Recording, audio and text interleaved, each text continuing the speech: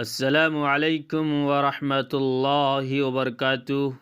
آئیے دوستو، آج میں پھر روزمرہ کی طرح آپ لوگوں کے سامنے صرف 5 منٹ کا مدرسہ قرآن و حدیث کی روشنی میں سبق نمبر 11 محرم الحرام لے کر حاضر ہوا ہوں۔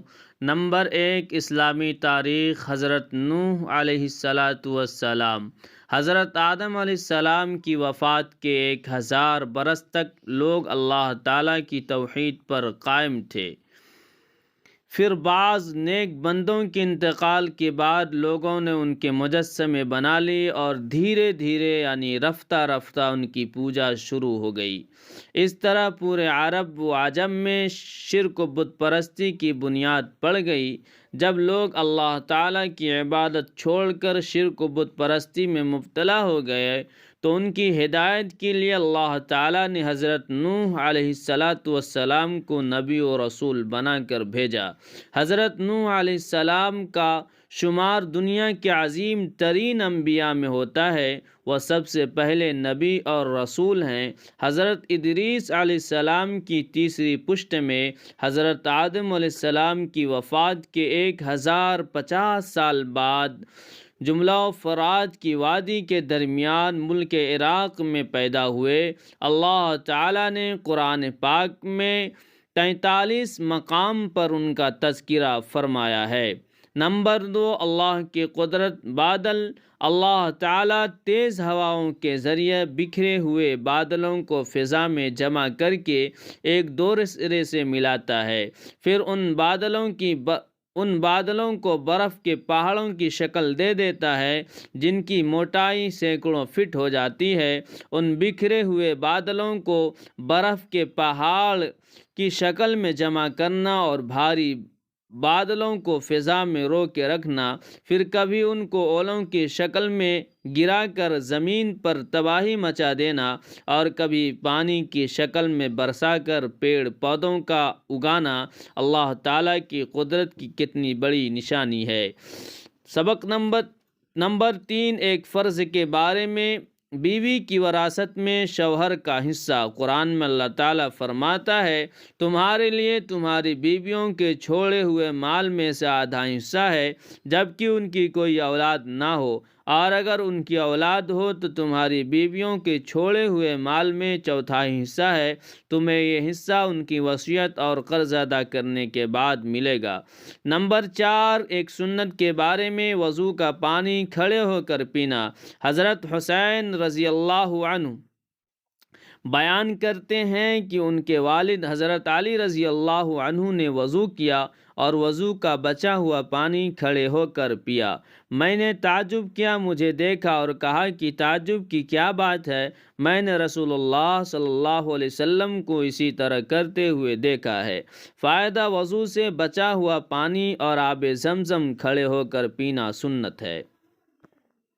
نمبر 5، ایک اہم عمل کی فضیلت۔ شکریہ ادا کرنے کی دعا۔ رسول اللہ صلی اللہ علیہ وسلم نے فرمایا، جس شخص کے ساتھ بھلائی کا معاملہ کیا گیا اور پھر اس نے بھلائی کرنے والے کو جزاک اللہ خیرا کہہ دیا تو گویا اس نے شکریہ کا حق ادا کر دیا۔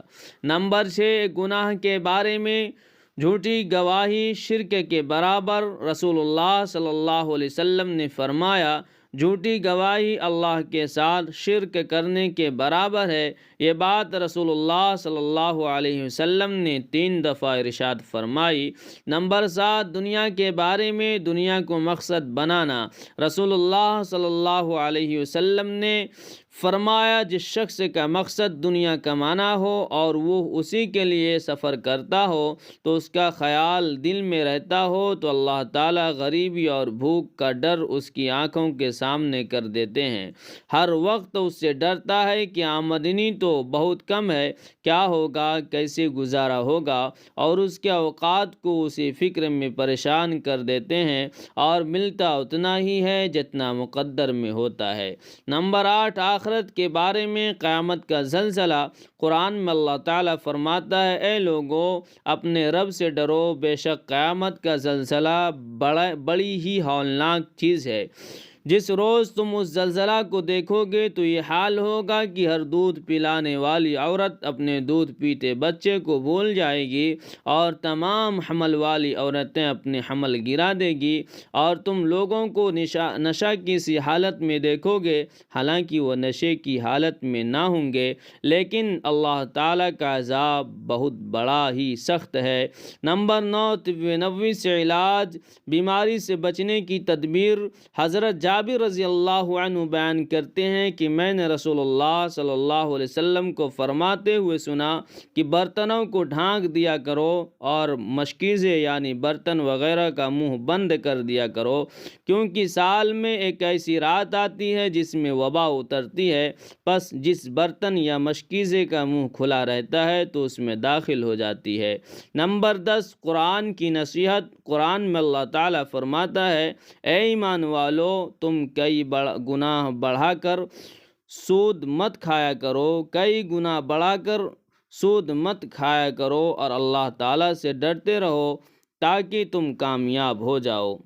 دوستو، اگر آپ میرے چینل پہ نئے ہیں یا آپ فیس بک پیج پر سن رہے ہیں، دیکھ رہے ہیں، یا پھر آپ انسٹاگرام پہ سن رہے ہیں، تو آپ سے گزارش ہے کہ میرے چینل کو سبسکرائب کریں اور فالو ضرور کریں تاکہ میں جو ویڈیو اپلوڈ کروں وہ آپ کے پاس پہنچیں اور آپ سنیں، اور اردو بھی آپ اسی طریقے سے دھیرے دھیرے پڑھنا سیکھیں تاکہ ہمیں بھی اور آخرت میں بھی یہ آپ کے لیے ذریعہ نجات بنے۔